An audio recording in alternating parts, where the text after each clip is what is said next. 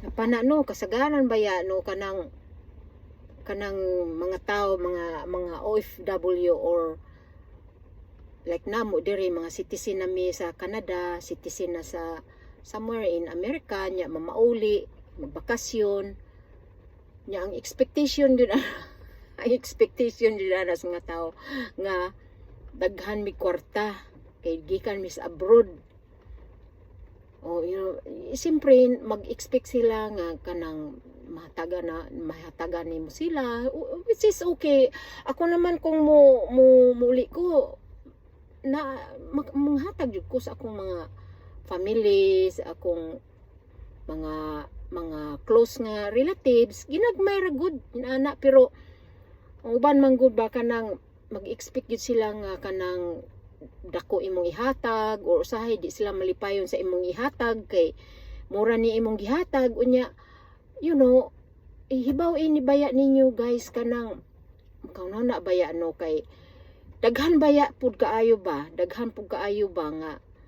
mag-expect nimo nya ikaraosa ba nya di pud lalim baya. I mean di wa man ko magreklamo pero tanan jud inaani jud ang sitwasyon sa mga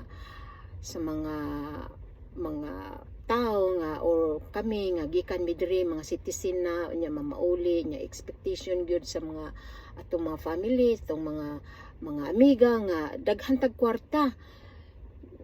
Dili baya jud down guys, budgeted baya pud in town ning among pagbakasyon kay munas ginhawa pud namong kanang tipid-tipid pud diri ka para lang nga kanang maka-earn og money monthly dayon makahuna-huna time na magbakasyon, So, pero ako naman hibaw na magid ang akong mga relatives nga wala man pud ko nagdinaw, di man pud ko ingon nga ug naa ako na adjud ana ko ug wala jud. So pasensya na lang yung uban nga dili na ko mahatagan kay limited jud in taon ng budget guys, like magastos baya pud aning magbakasyon ka, so dili pud lalim pero malipay ra man pud ko, ako malipayon man ko nga makahatag, malipayon jud ko nga how I wish nga daghan pa kay ko kwarta nga ika-share, pero maura jud in town, budgeted ra jud kaayo guys, so maura na pod nga hilaot nga dili lang pod in town mo mahiubos nga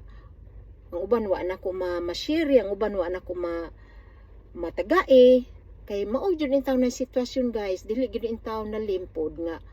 kanang kuan kay budgeted ra ba jud in town ang among kwarta. So hinaut nga makasabot ra pud mo, so maura pud na ako i-share.